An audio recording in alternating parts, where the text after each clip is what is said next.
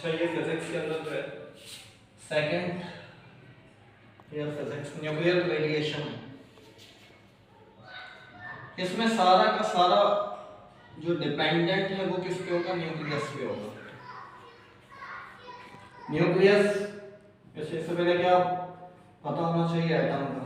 Atom क्या है, हम एटम का देखते हैं तो ये क्या होता है, smallest particle. Okay, smallest particle. फिर उसके बाद जो है एटम के अंदर देखते हैं तो एटम का जो स्ट्रक्चर होता है तो सेंटर के अंदर एक जगह होती है, एक प्लेस होती है जिसको क्या कहते हैं, न्यूक्लियस कहते हैं। फिर एटम के अंदर क्या होते हैं, सब एटॉमिक पार्टिकल्स। सब एटॉमिक पार्टिकल्स हैं। अब सब एटॉमिक पार्टिकल्स में क्या होता है, एक प्रोटॉन है, एक न्यूट्रॉन है और एक क्या है, इलेक्ट्रॉन है। प्रोटॉन में क्या चार्ज होता है, प्लस का। न्यूट्रॉन पे क्या चार्ज होता है, माइनस का। और न्यूट्रॉन पे क्या चार्ज होता है भाई, इलेक्ट्रॉन पे चार्ज होता है माइनस का, प्रोटॉन पे चार्ज होता है प्लस का, और न्यूट्रॉन पे कोई चार्ज नहीं होता, न्यूट्रल होता है ना। ठीक है,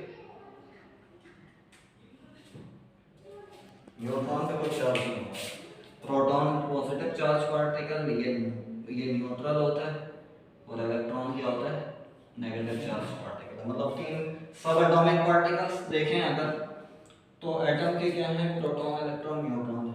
फिर एटम के अंदर किस तरीके से होते हैं कि जैसे ये एटम देखा तो ये जो न्यूक्लियस है, ये जो पोर्शन है जहां पर यहाँ पर क्या होता है, प्रोटॉन्स होते हैं और न्यूट्रॉन्स होते हैं।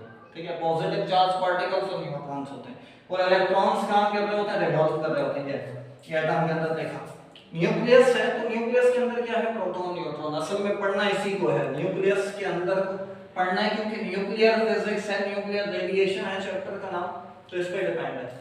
अच्छा एक चीज देखते हैं हम, एटॉमिक नंबर। एटॉमिक नंबर क्या होता है, डिनोट किससे करते हैं, Z से डिनोट करते हैं। एटॉमिक नंबर क्या होता है, number of proton, number of protons और इलेक्ट्रॉन्स, या इलेक्ट्रॉन्स की तादाद पता हो या प्रोटॉन्स की तादाद पता हो तो दोनों सेम ही होते हैं, तो उसको क्या कहते हैं, atomic number denoted by Z। Mass number क्या होता है, 1 हैं, मास नंबर को डिनोट करते हैं A से, डिनोटेड बाय A से। मास नंबर होता है सम ऑफ क्या, प्रोटॉन एंड इलेक्ट्रॉन। न्यूट्रॉन। मतलब जो मास नंबर है वो क्या है, असल में ये प्रोटॉन और न्यूट्रॉन्स को जमा करते हैं तो आपके पास क्या आ जाता है, मास नंबर। चलो कुछ एलिमेंट्स देखते हैं।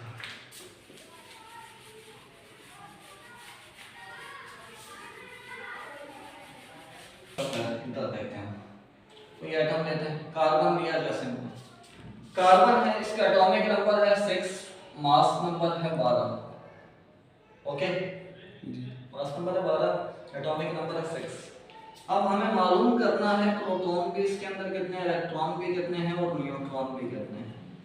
पहले हम डेफिनेशन देखते हैं कि ये चीज क्या है। यहाँ पर होता है एटॉमिक नंबर Z, यहाँ क्या होता है, मास नंबर, जो इसको डिनोट करते हैं किससे, A से। फिर हम देखते हैं, अभी डेफिनेशन देखी हमने इसकी, एटॉमिक नंबर क्या होता है, नंबर ऑफ प्रोटॉन्स या इलेक्ट्रॉन्स। इसका मतलब जो एटॉमिक नंबर है वही प्रोटॉन्स की तादाद भी है 6 है, इलेक्ट्रॉन्स की तादाद भी क्या है, 6 वही है 6। अब न्यूट्रॉन निकालने का तरीका क्या है, इसके अंदर अगर इस तरीके से आपको कोई दिया हुआ एलिमेंट हो तो उसके सुपरस्क्रिप्ट और सबस्क्रिप्ट में कोई नंबर लिखा हो और न्यूट्रॉन निकालना हो तो इसमें से इसको माइनस कर देंगे तो न्यूट्रॉन क्या आ जाएगा भाई, 6 आ जाएगा। ठीक है, ये फार्मूला इस तरीके से, मतलब फार्मूला वाइज देखें तो यूं होता है ना, P + N होता है, A कितना है 12, P कितना है गिवन है, P कितना है 6, न्यूट्रॉन का आपको सॉरी न्यूट्रॉन क्या मालूम करना है, ये प्लस होगा एक ताकि क्या हो जाएगा, माइनस हो जाएगा। तो ये क्या है, इसका चिन्ह भी बना सकते हैं A-P, या ये भी लिख सकते हैं A-Z। ये जो P असल में क्या है, एटॉमिक नंबर ही है ना, तो मास नंबर में से हम एटॉमिक नंबर माइनस कर दे तो हमारे पास क्या आ जाएगा, न्यूट्रॉन। अच्छा एक चीज यहाँ पर मैं थोड़ा सा आपको रिमाइंड, बस ये देखना अभी प्रोटॉन और न्यूट्रॉन क्या है इस कंडीशन में, बराबर। हाइड्रोजन देखें अगर हम, हाइड्रोजन प्रोटॉन बताओ कितने, 1, इलेक्ट्रॉन कितने हैं 1 और न्यूट्रॉन कितने हैं 2, 1 नहीं है, 1 है, 1 भी नहीं होगा। क्यों, 1 - 1 0, ठीक है। यहाँ क्या कंडीशन है, proton is greater than neutron, proton ज्यादा है न्यूट्रॉन से, ठीक है। पॉजिटिव चार्ज पार्टिकल क्या है, ज्यादा है किससे, न्यूट्रॉन से। अब हम हाइड्रोजन का दूसरा क्या कहते हैं आइसोटॉप देखते हैं, जैसे कि हमारे पास था प्रोटियम, तो इसको कहते हैं, ये प्रोटियम था, इसको देखते हैं हम, ये ड्यूट्रियम है। ड्यूट्रियम में क्या होता है कि एटॉमिक नंबर सेम है, ये 2 होता है। प्रोटॉन बताओ कितने, 1, इलेक्ट्रॉन कितने, 1, न्यूट्रॉन कितने, 2 - 1 1। तो यहाँ पर प्रोटॉन और न्यूट्रॉन क्या है, बराबर है, ये वाली कंडीशन। इसका एक और देखते हैं हम, हाइड्रोजन का तीसरा जो आइसोटॉप है, इसको कहते हैं ट्राइटियम, ठीक है जी। अब ट्राइटियम में तो इलेक्ट्रॉन की तादाद कितनी है, 1, प्रोटॉन कितने हैं, 1, न्यूट्रॉन कितने हैं, 2। 2, 3 - 1 2। अच्छा, इस कंडीशन में न्यूट्रॉन क्या है, ज्यादा है प्रोटॉन से, सही। कुछ और एलिमेंट देखते हैं, सल्फर देखा हमने 16 है, यहाँ 32 है। एटॉमिक नंबर बताओ कितना है, 16। एटॉमिक नंबर 16 होने का मतलब इलेक्ट्रॉन भी 16 और प्रोटॉन भी 16। ये क्या है, मास नंबर 32, ए से डिनोट करते हैं। हमें पता है न्यूट्रॉन कैसे निकालते हैं, 16। 32 में से 16 निकालो तो 16 बचेंगे। इसमें कौन सी condition, n is equal to p, neutron और प्रोटॉन क्या है, बराबर है। अच्छा, ये कर क्यों रहे हैं, इस पे थोड़ा सा टिक लगा देते हैं हम, ये है क्या सीन, अभी देखो आगे देखेंगे, शायद अभी तो नहीं बताऊंगा। अब फॉस्फोरस देखें, अगर 15 है, यहाँ 30 है, यह फॉस्फोरस है। प्रोटॉन बताओ, प्रोटॉन 15, न्यूट्रॉन कितने, सॉरी इलेक्ट्रॉन बताएं कितने, 15। 15 और न्यूट्रॉन बताओ कितने, ये भी सर 15। न्यूट्रॉन भी 15 है, ठीक है। फॉस्फोरस का हम वो एक लेते हैं आइसोटॉप, 15 है, 32 इसका मास नंबर है। फॉस्फोरस का हमने आइसोटॉप से बताओ किसका, वो इलेक्ट्रॉन बताएं कि 15 है, ठीक है। न्यूट्रॉन वो प्रोटॉन कितने हैं, 15 और न्यूट्रॉन बताओ 17। 17, सही। इसमें देखो क्या है, neutron is greater than proton, ये वाला भी कर लेते हैं। चलो एक और एलिमेंट देखते हैं, यूरेनियम देखते हैं। यूरेनियम का एटॉमिक नंबर है 98, मास नंबर है 238। 98 होता है, 92 होता है, ये होता है सर, 92, 90, 92, 96 होता है मेरे ख्याल से, 92 होता है। 92 होता है, 88, हाँ सही है, हाँ 92 है, शायद जो भी है सर, कुछ होता होगा। प्रोटॉन बताओ कितने हैं, 92। ठीक है। न्यूट्रॉन कितने, सॉरी इलेक्ट्रॉन कितने, 92, और न्यूट्रॉन कितने, 238 - 92, 144 होंगे, 144 आते हैं, शायद मैं गिन लेता हूँ, 144 और 92 कितने होंगे, 144 और 100 कितने होंगे, 244 ना, 148 होगा सर, 144 और 100 सही है, कितने होंगे, 146 होगा। ठीक है, 146, 146 और 100 कितने होंगे, 246, 246 में से 8 निकालें तो 4 यहाँ से जाएंगे, 6 यहाँ से जाएंगे, और 6 यहाँ से जाएंगे, और क्या होगा, 238, सही है, ठीक है, सही है, नहीं हाँ हो गया, सही है इसमें। अच्छा, इसमें भी हाँ, इसमें क्या कंडीशन देखो, neutron is greater than proton, ठीक है। अच्छा, ये जो है यहाँ पर देखो, यहाँ अच्छा, ये चीज तो पुरानी वाली बेसिक चीज तो हमने प्रोटॉन न्यूट्रॉन निकालने का देखा। अब ये न्यूक्लियर रेडिएशन जो चैप्टर है, इसमें बेसिक मेन जो चीज है ना, वो मेन क्या है, रेडियो एक्टिविटी। रेडियो एक्टिविटी क्या होती है भाई, ये बताएं आप। इसमें से रेडिएशन पास हो रही, कोई एलिमेंट हो जिसके अंदर से क्या निकले, रेजेस निकले, रेडिएशंस पास हो, निकले उसके अंदर से, तो उस प्रोसेस को, उस फिनोमेना को क्या कहते हैं, रेडिएशन, रेडियोएक्टिविटी कहते हैं।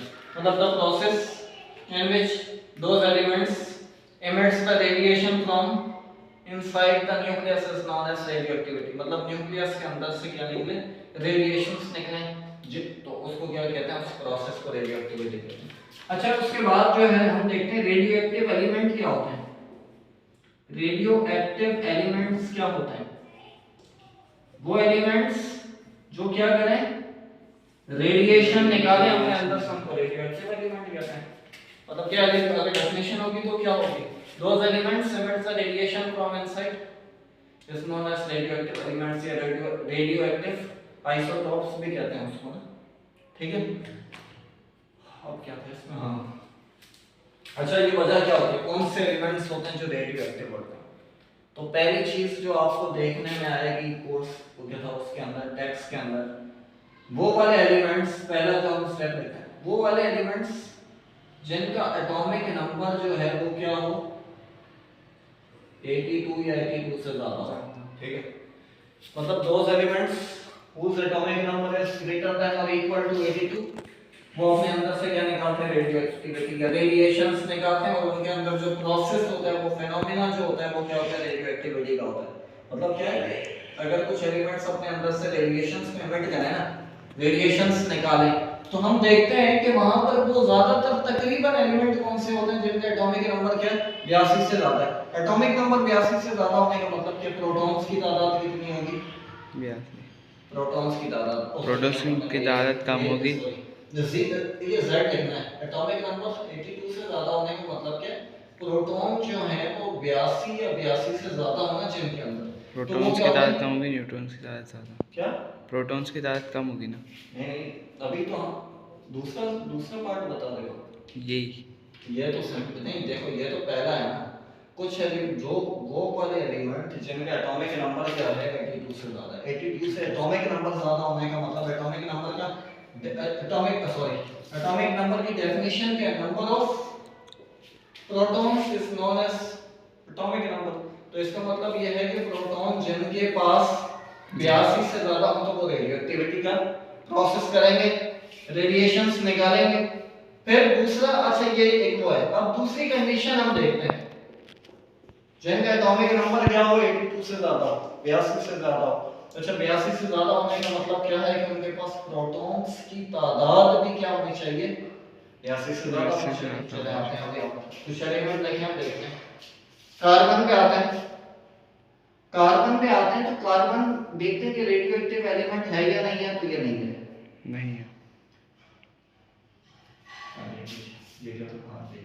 हाइड्रोजन को देखते हैं, ये भी नहीं है, ये वाला भी नहीं है, प्रोटियम नहीं है, ड्यूट्रियम भी नहीं है, ट्राइटियम देखा हमने तो ट्राइटियम था।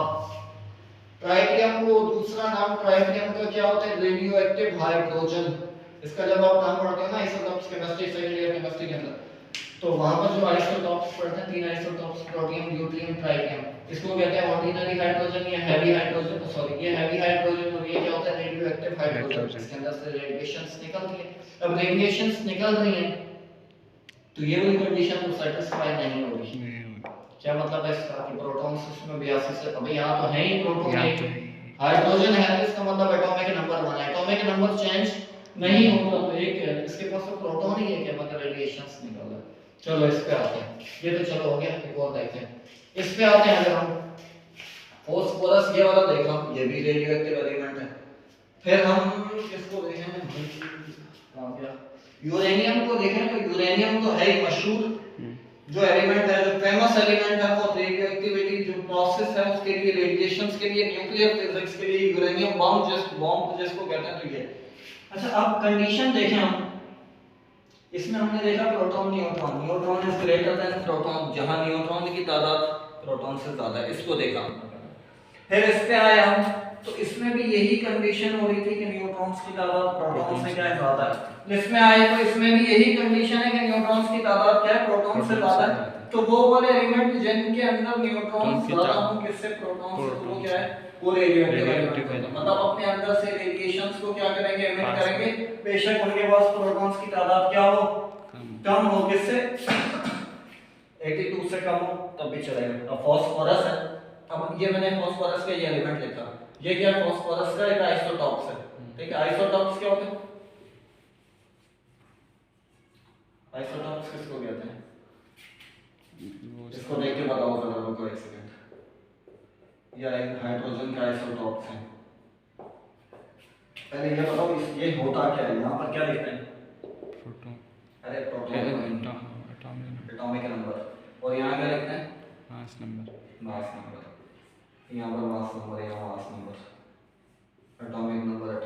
अब बताओ जरा इससे डेफिनेशन क्या सेम है? Atomic number but But different different mass mass number, number. those elements या those atoms are known as isotopes। या ये भी कह सकते हैं same number of proton but different but number different number neutron कितना 0 1 2 different number of neutron, those atoms are known as isotopes। ठीक है, तो ये रेडियोएक्टिविटी का। अच्छा, अब इसके अंदर रेडियोएक्टिविटी के कुछ फैक्टर्स भी हैं। फैक्टर्स क्या होते हैं कि फैक्टर्स किस वजह से, ये फैक्टर जो है, पहला फैक्टर के स्पॉन्टेनियसली होगा ये प्रोसेस।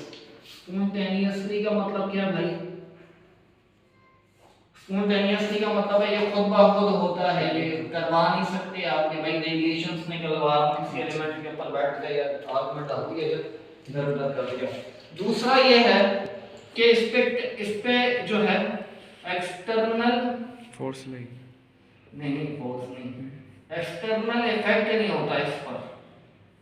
एक्सटर्नल इफेक्ट से मुराद देखें हम तो एक तो टेम्परेचर ही आता है, पता चलता है सबसे पहले टेम्परेचर या तो बढ़ा दो या तो क्या कर दो, कम कर दो। इसको हीट करना है, इतनी हीट करें 10,000 20,000 डिग्री सेल्सियस पर ले जाएं जहां पर आपका हमारा सुरमा बन जाए, वहां पर भी इसका रेडिएशंस निकलने वाला जो प्रोसेस है उस पे कोई अमल दखल, उस पे कोई असर नहीं होगा। इसको हम बर्फ बना दें, जमा दें, सर्दी में ले जाएं, ठंड में जहां पर भाई साइबेरिया के अंदर ले जाएं जहां मतलब माइनस का 60 डिग्री सेल्सियस के पता नहीं 200 डिग्री सेल्सियस कितना भी है माइनस में चले जाता है, बहुत 60 में चले जाता है शायद, तो वहां पर भी क्या होगा, इसकी जो रेडिएशंस निकलने वाला जो प्रोसेस है उस पे कोई इफेक्ट नहीं पड़ेगा। ठीक है, तो ये है इसके कुछ इफेक्ट्स हैं। अच्छा, ये भी नहीं पता चलता हमें कि रेडिएशन कितनी निकल रही है, कौन सी निकलेगी, अल्फा निकलेगी, बीटा निकलेगी, गामा निकलेगी, जो एक्स-रेस निकलेंगे, जो भी अल्ट्रावायलेट, यूवी या पता नहीं कौन से भी हैं।